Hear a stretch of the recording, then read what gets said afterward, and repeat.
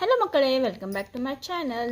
ಇವತ್ತಿನ ವಿಡಿಯೋದಲ್ಲಿ ನಾವು 6ನೇ ತರಗತಿಯ ಕನ್ನಡ ಪುಸ್ತಕವಾದ ಸಿರಿಗನ್ನಡ ಭಾಗ 1 ಈ ಪುಸ್ತಕದಲ್ಲಿನ ಬೇಸಿಗೆ ಪದ್ಯ. ಓಕೆ, ಪದ್ಯ ಭಾಗದಲ್ಲಿನ ಮೊದಲನೆಯ ಪದ್ಯ ಬೇಸಿಗೆ. ಈ ಪದ್ಯದ ಪ್ರಶ್ನೋತ್ತರಗಳು ಹಾಗೂ ಎಲ್ಲ ಭಾಷಾಭ್ಯಾಸಗಳ ನೋಟ್ಸ್ ನಾವು ಇವತ್ತು ನೋಡೋಣ ಮಕ್ಕಳೇ. ಲಾಸ್ಟ್ ವಿಡಿಯೋದಲ್ಲಿ ನಾವು ಬೇಸಿಗೆ ಪದ್ಯವನ್ನು ನೀಟಾಗಿ ಓದ್ಬಿಟ್ಟು ಅರ್ಥ ಮಾಡ್ಕೊಂಡಿದ್ವಿ ಮಕ್ಕಳೇ. ಸೊ ಅವಾಗ ನಾನು ನಿಮ್ಮ ಜೊತೆ ನಿಮ್ಗೆ ಹೇಳಿದ್ದೆ ನೆಕ್ಸ್ಟ್ ವಿಡಿಯೋದಲ್ಲಿ ನಾವು ಇದರ ನೋಟ್ಸ್ನ ನೋಡೋಣ ಅಂತ. ಸೊ ಅದೇ ರೀತಿ ಇವತ್ತು ನಾವು ಇದನ್ನು ನೋಟ್ಸ್ನ ಇವತ್ತು ನಿಮ್ಮ ಜೊತೆ ಶೇರ್ ಮಾಡ್ತಾ ಇದ್ದೀನಿ ಮಕ್ಕಳೇ. ನೀವೇನಾದರೂ ನಮ್ಮ ಚಾನಲನ್ನು ಅಥವಾ ನಮ್ಮ ವಿಡಿಯೋನ ನೀವು ಮೊದಲನೇ ಸಾರಿ ನೋಡ್ತಾ ಇದ್ದರೆ ನಮ್ಮ ಚಾನಲನ್ನು ಪ್ಲೀಸ್ ಸಬ್ಸ್ಕ್ರೈಬ್ ಮಾಡ್ಕೊಳ್ಳಿ. ಯಾಕಂದರೆ 1ನೇ ತರಗತಿಯಿಂದ 10ನೇ ತರಗತಿವರೆಗಿನ ಎಲ್ಲ ಕನ್ನಡ ನೋಟ್ಸ್ಗಳು ನಿಮಗೆ ನಮ್ಮ ಚಾನಲಲ್ಲಿ ಲಭ್ಯ ಆಗುತ್ತೆ ಮಕ್ಕಳೇ. ಸೊ ಹಾಗಾಗಿ ನೋಡಿ ಇವತ್ತಿನ ವಿಡಿಯೋನ ಸ್ಟಾರ್ಟ್ ಮಾಡೋಣ. ಫಸ್ಟಿಗೆ ಬೇಸಿಗೆ ಪದ್ಯ, ಇದರ ಕವಿ ಪರಿಚಯವನ್ನು ನಾವು ನೋಡ್ಕೊಳ್ಳೋಣ ಮಕ್ಕಳೇ. ಹೋಗಿ ನೋಡಿ, ಇಲ್ಲಿ ಪದ್ಯ 1 ಬೇಸಿಗೆ. ಫಸ್ಟಿಗೆ ನಾವು ಕೃತಿಕಾರರ ಪರಿಚಯವನ್ನು ಮಾಡ್ಕೊಳ್ಳೋಣ. ಇದನ್ನು ಬರೆದಂತಹ ಕವಿಗಳು BR ಲಕ್ಷ್ಮಣ್ ರಾವ್. ಓಕೆ, ಈ ಪದ್ಯವನ್ನು ಬರೆದಂಥವರು BR ಲಕ್ಷ್ಮಣ್ ರಾವ್ ಅವರು. ಇವರ ಕಾಲ 9/9/1946. ಓಕೆ, ನೋಡಿ ನಿಮಗೆ ಅರ್ಥ ಆಗಿಲ್ಲ ಅಂದರೆ ನೀವು ಇದನ್ನು ಬ್ರಾಕೆಟಲ್ಲಿ ನೀವು ಇಂಗ್ಲೀಷ್ನಲ್ಲಿ ಬರ್ಕೊಳ್ಬೋದು ಮಕ್ಕಳೇ. ಇವರು ಹುಟ್ಟಿದಂತಹ ಸ್ಥಳ ಚಿಕ್ಕಬಳ್ಳಾಪುರ ಜಿಲ್ಲೆಯ ಚೀಮಂಗಲ ಗ್ರಾಮ. ಓಕೆ, ಇವರ ತಂದೆಯ ಹೆಸರು BR ರಾಜಾರಾವ್, ತಾಯಿ ವೆಂಕಟ ಲಕ್ಷ್ಮಮ್ಮ. ಓಕೆ, ಇವರ ಕವನ ಸಂಕಲನಗಳು ಯಾವುವು ಅಂತ ನೋಡೋಣ. ಟುವಟಾರ, ಇವಳು ನದಿಯಲ್ಲ, ಸುಬ್ಬಾ ಭಟ್ಟರ ಮಗಳೇ ಮತ್ತು ಭಾರತ ಬಿಂದು ರಶ್ಮಿ. ಓಕೆ, ಇವು ಇವರ ಕವನ ಸಂಕಲನಗಳು. ಇವಾಗ ನಾಟಕಗಳು ಯಾವ ನೋಡೋಣ. ನನಗ್ಯಾಕೋ ಡೌಟು. ಓಕೆ, ಇದು ಇವರು ಬರೆದಂತಹ ನಾಟಕ. ಇದು ಭಲೆ ಮಲ್ಲೇಶಿ. ಇವೆರಡು ಇವರು ಬರೆದಂತಹ ನಾಟಕಗಳು. ಇವರಿಗೆ ದೊರೆತಂತಹ ಪ್ರಶಸ್ತಿಗಳು ಯಾವುವು ಅಂದರೆ ಕರ್ನಾಟಕ ಸಾಹಿತ್ಯ ಅಕಾಡೆಮಿ ಬಹುಮಾನ, ರಾಜ್ಯೋತ್ಸವ ಪ್ರಶಸ್ತಿ.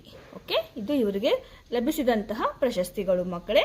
ಓಕೆ, ಹಾಗಾದರೆ ಈ ಪದ್ಯವನ್ನು ಸುಬ್ಬಾ ಭಟ್ಟರ ಮಗಳೇ ಎನ್ನುವ ಭಾವಗೀತೆಗಳು ಎಂಬ ಸಂಕಲನದಿಂದ ಇದನ್ನು ಆರಿಸಿಕೊಳ್ಳಲಾಗಿದೆ. ಓಕೆ ಮಕ್ಕಳೇ, ನೀವು ಕವಿ ಪರಿಚಯವನ್ನು ಮತ್ತು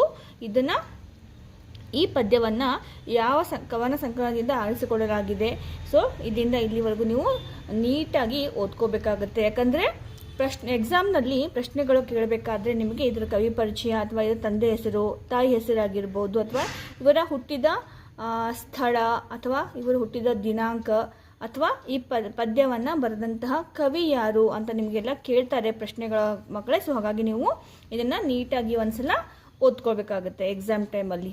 ಓಕೆ ಮಕ್ಕಳೇ, ಸೊ ಹಾಗಾದರೆ ನಡೀರಿ ಮುಂದೆಗೆ ಹೋಗೋಣ. ಸೊ ಇವಾಗ ಕೆಳಗಿನ ಪ್ರಶ್ನೆಗಳಿಗೆ ಉತ್ತರಿಸಿರಿ ಅಂತ ಇದೆ ಮಕ್ಕಳೇ. ಅದರಲ್ಲಿ ಮೊದಲನೆಯ ಪ್ರಶ್ನೆ, ಸೂರ್ಯ ಏಕೆ ದುಡಿಯುತ್ತಿದ್ದಾನೆ? ಓಕೆ, ಮೋಡ ಕೂಡಿಸಲು ಇಳೆಗೆ ಮಳೆ ತರಲು ಸೂರ್ಯ ದುಡಿಯುತ್ತಿದ್ದಾನೆ. ಓಕೆ, ಈಗ ಪ್ರಶ್ನೆ 2, ಭೂಮಿಯ ಪೋಷಕ ಯಾರು? ಭೂಮಿಯ ಪೋಷಕ ಸೂರ್ಯ.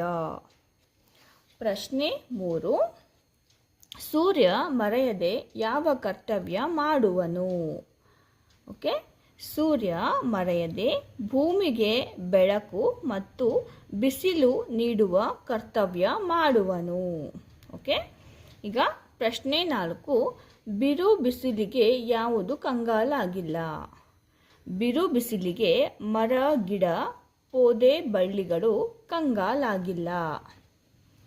ಪ್ರಶ್ನೆ 5, ಸೂರ್ಯನಿಂದ ಮಕ್ಕಳು ಕಲಿಯಬೇಕಾದದ್ದೇನು? ಉತ್ತರ, ಯಾವುದೇ ಕಷ್ಟಗಳಿಗೆ ಹೆದರದೆ ತಮ್ಮ ಕರ್ತವ್ಯವನ್ನು ಮಾಡುತ್ತಾ ನಗು ನಗುತ್ತಾ ಎಲ್ಲರಿಗೂ ಸಂತೋಷವನ್ನು ಹಂಚುತ್ತಾ ಇವೆಲ್ಲವುಗಳೊಂದಿಗೆ ಧನ್ಯತೆಯನ್ನು ಪಡೆಯಬೇಕು. ಓಕೆ, ಈಗ ಮುಖ್ಯ ಪ್ರಶ್ನೆ ಈ ಕೆಳಗಿನ ಪದಗಳಿಗೆ ಸಮಾನಾರ್ಥಕ ಪದಗಳನ್ನು ಬರೆಯಿರಿ ಅಂತ ಇದೆ ಮಕ್ಕಳೇ. ಫಸ್ಟ್ ಒನ್, ಸೂರ್ಯ. ಸೂರ್ಯನಿಗೆ ಸಮಾನಾರ್ಥಕವಾದ ಪದಗಳು ಯಾವುವಂದರೆ ರವಿ, ಭಾನು, ತೇಜ. ಇಳೆ ಅಂದರೆ ಧರೆ, ಭೂಮಿ, ಪೃಥ್ವಿ. ಥರ್ಡ್ ಒನ್, ಪ್ರಕೃತಿ, ನಿಸರ್ಗ ಅಥವಾ ನೈಸರ್ಗಿಕ.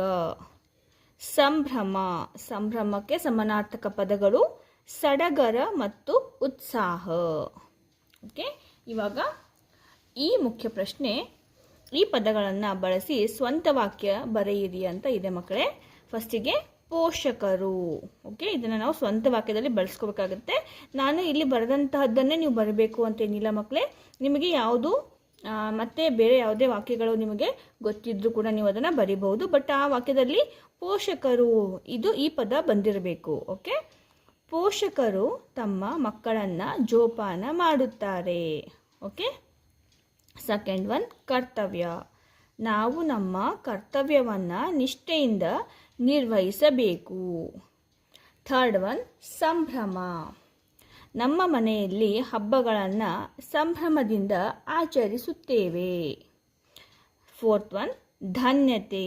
ಮಕ್ಕಳು ಪೋಷಕರ ಆಸೆಗಳನ್ನು ಪೂರೈಸಿದಾಗ ಪೋಷಕರಿಗೆ ಮಕ್ಕಳ ಮೇಲೆ ಧನ್ಯತೆ ಭಾವ ಮೂಡುತ್ತದೆ. ಓಕೆ, ಸೊ ನೋಡಿ, ಇನ್ನೊಂದು ನಾನು ಇಲ್ಲಿ ಪೆನ್ಸಿಲಲ್ಲಿ ಬರೆದಿದ್ದೀನಿ. ನಿಮಗೆ ಇದು ದೊಡ್ಡದು ಅಂತ ಅನಿಸಿದರೆ, ನಮ್ಮ ಜೀವನ ಧನ್ಯತೆಯಿಂದ ತುಂಬಿರಬೇಕು. ಓಕೆ ಮಕ್ಕಳೇ, ಇದನ್ನು ನೀವು ಕೂಡ ಬರಿಬಹುದು. ಸೊ ಹಾಗಾದರೆ ಮಕ್ಕಳೇ, ಇವಾಗ ನಾವು ಬೇಸಿಗೆ ಈ ಪದ್ಯದ ಎಲ್ಲ ಪ್ರಶ್ನೋತ್ತರಗಳು ಹಾಗೂ ಭಾಷಾಭ್ಯಾಸಗಳನ್ನು ನಾವೆಲ್ಲ ಸಾಲ್ವ್ ಮಾಡಿದ್ದು ಮಕ್ಕಳೇ. ಐ ಹೋಪ್ ನಿಮಗೆ ಈ ವಿಡಿಯೋ ಯೂಸ್ಫುಲ್ ಆಗಿದೆ ಅಂತ ಅಂದ್ಕೊಳ್ತೀನಿ. ನಿಮಗೆ ವಿಡಿಯೋ ಇಷ್ಟ ಆಗಿದ್ದರೆ ಒಂದು ಲೈಕನ್ನು ಮಾಡಿ. ಇದೇ ರೀತಿಯ ಕನ್ನಡ ನೋಟ್ಸ್ಗಳಿಗಾಗಿ ನಮ್ಮ ಚಾನಲನ್ನು ಸಬ್ಸ್ಕ್ರೈಬ್ ಮಾಡ್ಕೊಳ್ಳೋದನ್ನು ಮರಿಬೇಡಿ.